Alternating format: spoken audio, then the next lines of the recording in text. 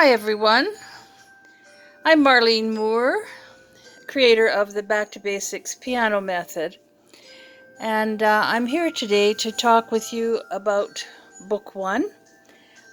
We already covered Book 1 in Video 1, but that was a long time ago, and in reviewing the videos I realized that it was mostly me playing and not an awful lot of seeing, so I thought I'd review the books, at least books 1, 2, and 3, kind of up close and personal. Because I believe that books 1, 2, and 3 are the most important books in this series. And if you've taught from these books, you probably agree. I've also had a lot of requests and a lot of questions to do with Book 1 and 2 and 3. So here we go. I hope I don't knock the camera around too much, but that's the way it is. Anyway, if you're not familiar with the Back to Basics piano method, it is an audiation method, auditory, sound first, sound before sight. Here we've got the Back to Basics table of contents, some real pretty pieces in here, and this is their very beginning. A lot of people say, oh, what games can I play with preschool children? What can I do? Cut and paste and all this. You don't have to do any of that. You have to teach by rote for age 3, 4, 5, possibly 6. And even as they're just beginners, they're even older ones, you can teach them by rote. Why? Because music is a listening thing. And we are teaching them how to have good auditory skills, how to listen better. The sight reading pieces are also sound before sight. So here we go with peanut butter. Notice it's starting off with staccato, which is what is much easier to play than legato. And that's why we start them with staccato. So everything has got that up and down movement. Children find it easier. Adults who are beginners find it easier too. I've taught lots of adults, and it's always easier for them to do staccato. Take note, if you are not familiar with this, the Back to Basics piano method does not start on middle C. It starts on the C above middle C and the C below middle C for the left-hand pieces. Why? Because the middle C range, where you've got C, D, E, F, G in the right hand, C, B, A, G, F in the left hand, is not a natural way to play. There are very few pieces that are written that way. It is much more natural to have the hands separated to where they are playing the 2 octaves apart. Also, it prevents the sword fighting with the thumb. The thumbs are always fighting for a spot. So as in Suzuki teaching, I chose to use the same that they are doing, and that is the C above middle C. Here is the sight reading, the first sight reading page where they're learning C. Here it is. Here it is. So this one would be middle C. This is the higher C. We don't call it C at this point. We sound the note on the piano, and we find where that note lives. We might write it out a few times too. Why? Because Back to Basics is a method that is about halfway between traditional teaching and Suzuki education. In Suzuki education, they postpone the sight reading for the children and they teach them only by rote. This causes a lot of rebellion and a lot of delayed sight reading and a lot of children that never want to learn to sight read properly. I was a Suzuki teacher for many years, and I found that as much as it is a wonderful teaching method, and I have every respect for Dr. Suzuki, who I met many, many years ago, I found personally, and so did other teachers, that it went too fast for beginners. The rote pieces went way too fast. There was no beginning. It was just playing the same hard pieces in sections. And I wanted something that the average student could learn easily. I also wanted children to be able to sight read. And how do you teach a 3-year-old to sight read? Well, here we go. This is it. Audiation sight reading. Sounds nuts because sight reading is a visual thing. Well, yes, it is. But it starts with, here we are. Let them be familiar with the keyboard first. Always the sound of the note first. This note lives here. This note, if we were to take a picture of that sound, it lives here. Get that through their heads. Let them hear something first. Also, in the traditional way that we were all taught, most of us, we were taught that we had to say the names of the notes. We had to count. We had to go FACE. Every good boy deserves. That's very, very confusing for young children. And then I've seen other things like putting colored piano keys. That is probably the worst thing you could do for children. Don't put colored piano keys or colored stickers. Why? Well, some children have they hear the sounds in colors. I do. It has a name, and I hear F in green. That sounds a little bit crazy too, doesn't it? But I do. I hear F in green. And if I look at a keyboard with some purple there, that really bothers me because F to me is not purple. Don't put colored things down here. Don't do colored keyboards. Please, please, please don't do that. You may have children who hear colors, and that would confuse them immensely. And the other point is, why should it be colors? Why? Not really. There's 2 notes that are black, 3 notes that are black, and each one has a place for the white keys have a spot. Teach them one at a time. Teach them auditorily and visually, and they'll get it. You don't need all the colors. But you do need colors over here. This little guy, butterfly, he's got colors. The only criticism I have of my publisher, it's a wonderful publisher, but the only criticism I have is that they do not put my books in color. And so I fixed that. I colored them. And your students can do that too. They enjoy it. In fact, you could take 5 minutes of the lesson and just color the butterfly. It's fun. It's a lot of fun. Though we can always get around a thing we don't like.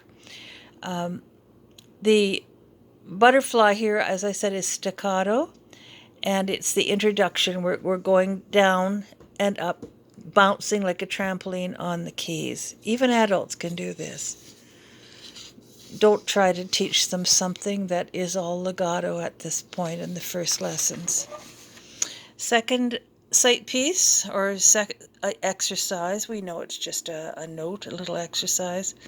But here we are, and smiley face is telling you to trace your right hand and put numbers on each finger.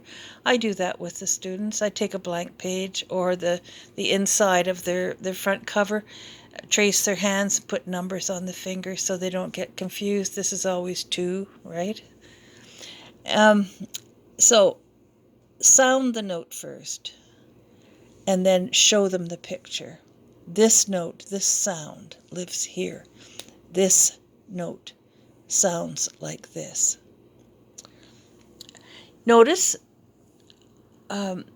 there's more here. There's more here to learn. But it's done through the teacher doing it by rote.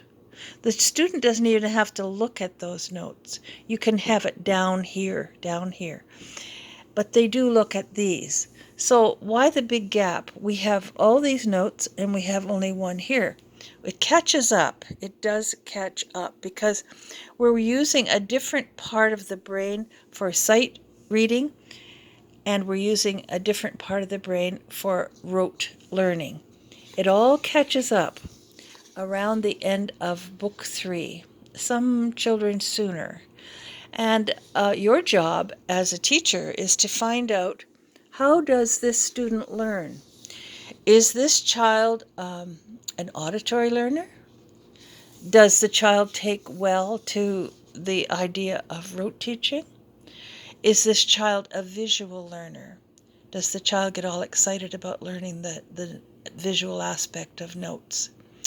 You will find that out in doing the first book. You'll find out if you have a visual learner or an auditory learner or a kinesthetic learner. I'm a kinesthetic learner and an auditory learner. The feel of the keys are very important to me and to about 75% of students. They need to feel where they're going. They need to touch. With those students, don't ever try to say to them, only look at the book. Don't block their vision from looking down at their fingers. That's the worst thing you can do with a kinesthetic learner.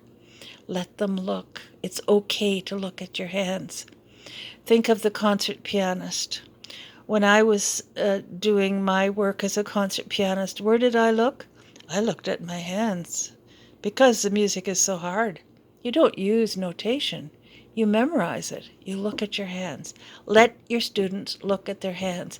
I just get sick at my stomach when I hear about all of these teachers putting barricades so that a student can't see the keyboard. Oh boy. Anyway, let's not get on to that. Here we go. Auditory.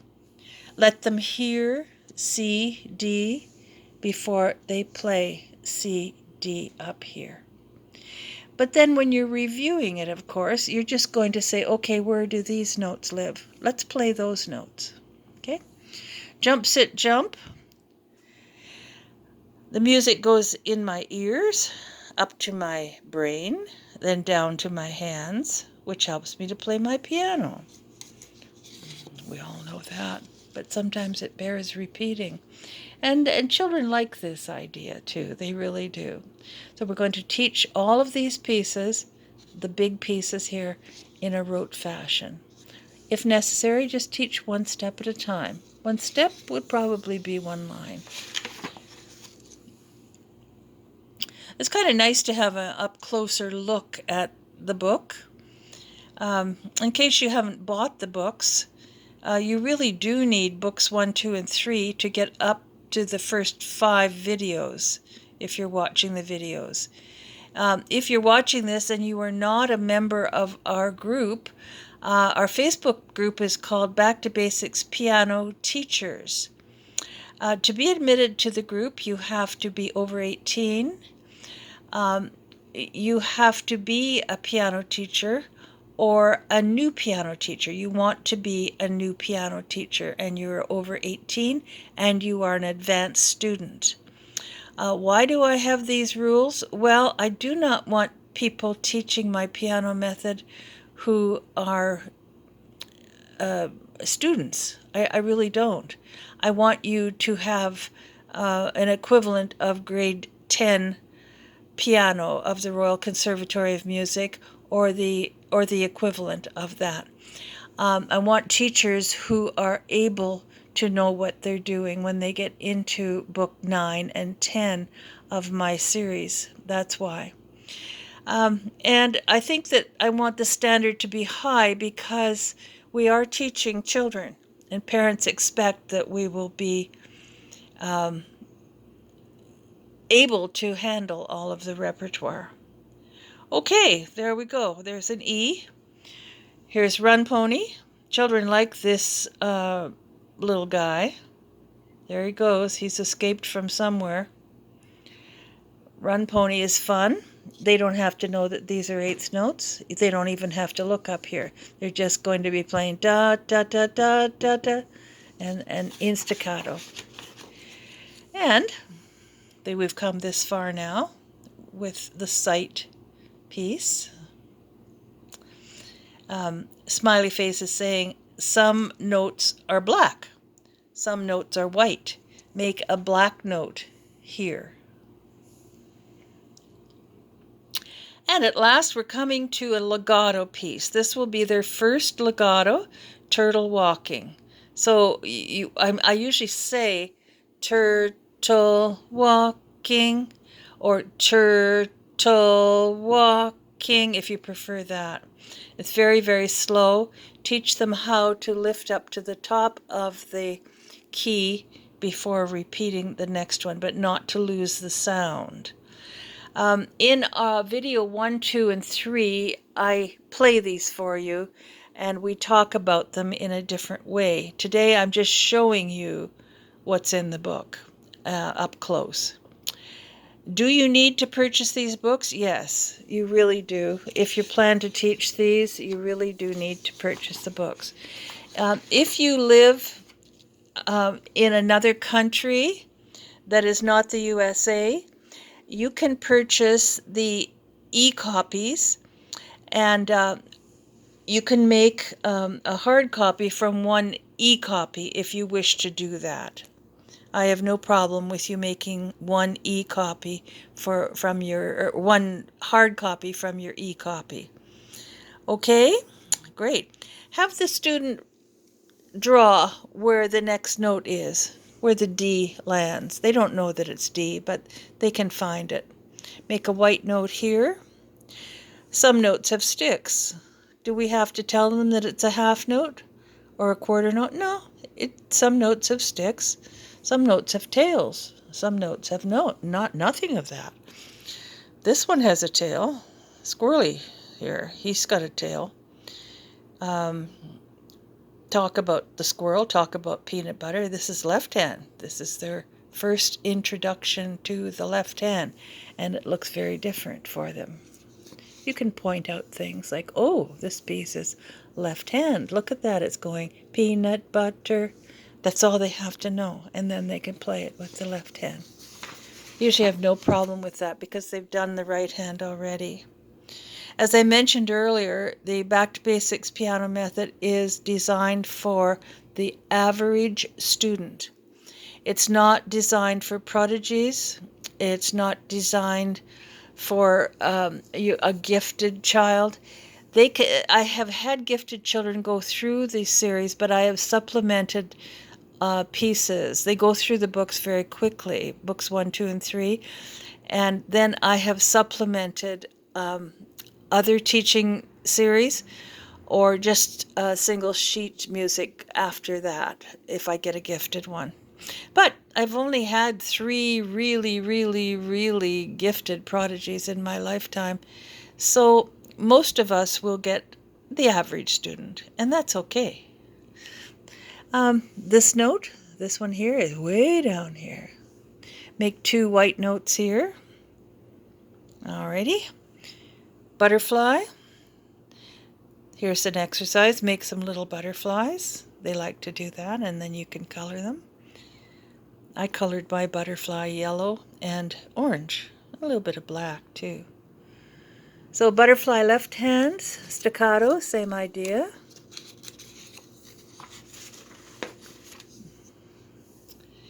Oh, see, it doesn't matter if you've got a whole note and a half note. You don't need to point that out to them. It's just that some notes are black, some notes are white, some notes have tails and some don't. There they are. And they all live, no matter what they look like. That kind of a note lives here. If it could be a black one, but it would still, that's its spot because that's how it sounds. Here we go, hopping, left hand. I explain this in further detail when I go into book 2. These are companion books, and They are designed for children who need a little more help with sight reading. And they're very good books, especially the music maps and the playwright books. This book down here called Super Kid is particularly good for children who don't like to practice. Children who don't like to practice are usually children who don't have very much of a disciplined atmosphere at home. In Back to Basics, we encourage the mother or the father to come to piano lessons. They don't talk, they sit in behind a bit on the left hand or whatever opposite side of the piano that the teacher is at, and the parent that comes acts as the one that takes the notes, because at home she is going to be the at-home piano teacher. She is the one who is responsible for the child practicing. So here it's called Super Kid. I will go through that book at some point and show you. It's a cartoon guy. And the mother fills out the page at home as to how much the child has practiced. By the way, I usually don't use that word practice. I hate that word practice, but it's familiar with most people, so I don't usually say practice with my own students. I always say play. I play the piano. I never practice. Never, ever, ever practice. I play. I just have fun. And I say, practicing? That's like having to take out the garbage. That's like having to scrub the floor or polish the car. That's work. I don't like work. I like play. So you get that idea across to the children that they are playing, that it's fun. It's lots of fun. If you start giving kids heck every time they don't practice, they're not going to be good students. They're not going to be interested in it. The philosophy and the motto for Back to Basics are love, achievement, freedom, fun. Those four things. Love, achievement, freedom, and fun for the student, for the teacher, for the parent. If it's not fun, you're doing something wrong. If they're not practicing, they're not having fun. You need to work with that mother very closely to achieve your goal. I hear so many teachers that say, oh, I won't have a parent in my studio. I just don't allow it. Fine, that's okay. That's their studio. But we try to have the parent, not there to criticize or to help out, but to sit and take notes. I usually allow about 5 minutes at the end of the piano lesson to talk with the parent, to show her the skills, and to let her ask questions. And then I make sure that she understands that her job at home is to sit beside the child and guide that child through the practice time. And that practice time for a 3-year-old would be, 10 minutes? Wouldn't be very long at all. Anyway, the nice thing is that, for example, when jump, jump, sit is learned, jump, jump, sit, the mother knows it, the child knows it, and that is what is practiced at home, plus reviewing the other pieces and the sight reading. That's what's practiced at home. That's what's played. Here, the child is doing My Song. That is the first time that it's marked composer here. You put the child's name as the composer. First time that he or she is writing their own music. Isn't that cool? And they love to do this. Then we've got sight reading, black notes, run pony, color the pony, sight reading, turtle walking. He's trying to pushing it up the hill. His skateboard is harder to go up the hill than down. I think if I was a turtle, I'd want a skateboard too. So that's legato. Sight piece. Here we are. Do you like these great big staves? I do. I love them. This is a fun piece. This is the first time they've had a walking exercise that's legato, and they love it. You know, up the hill and down the hill and up the hill and down the hill and over again, and then there's a repeat. You know, it's like being on the toboggan. Then we've got sight piece 13, notes that have tails that are joined. Teeter-totter. There's that bad kid that's making the teeter-totter go bump. That's never fun, is it? Anyway, this is left hand. It's really an Alberti bass. Kids love this. Taught by rote. All the big pieces are taught by rote. Sight reading. Sailing in the moonlight. Da da da da da da. Have them color the picture. They like this one. Good recital piece too. Big jump here. First time they've had a jump, C to E, but they don't need to know that it's an E or a C, just what it sounds like, and find them on the piano. Get them used to that, looking at their fingers. Merrily We Roll, looks like a rough bit of water.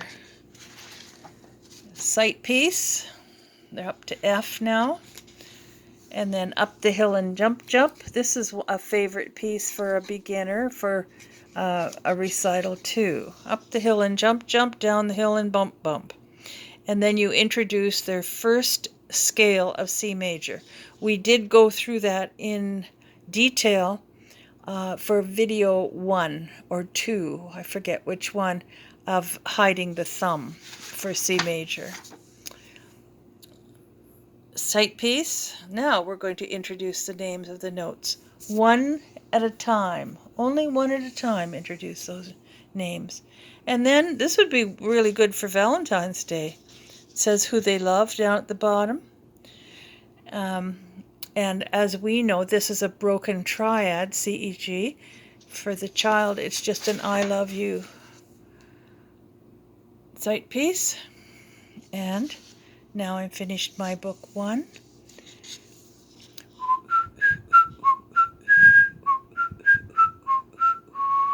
And then the same melody here, and then hands together. And that's very exciting for them, hands together. And the first introduction to the little stop signs that mean stop, think, go, as you're teaching them this piece.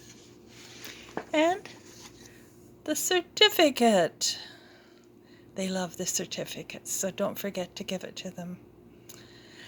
Okay, I think that wraps it up for book 1. If you have any questions, please message me or talk about it in the group. Just don't take everything for granted. Make sure that you understand everything, okay? Good. Good luck with your students. I hope they enjoy book 1. Again, if you'd like to join our teachers group, it's called Back to Basics Piano Teachers on Facebook. If you are a performer, we do have lots of performers, and we do have lots of performers with stage fright, performance anxiety. I do workshops on that, and we also have a Facebook group for performers. It is called Piano Performance. That's what it's called. If you are a teacher and you are interested to purchase the books and you're not going to our group, go to J.W. Pepper and you will find our group, the books, the Back to Basics books, 1 to 10. And I will also write that outside of the YouTube. Okay? So thank you for listening. Have fun, and bye for now.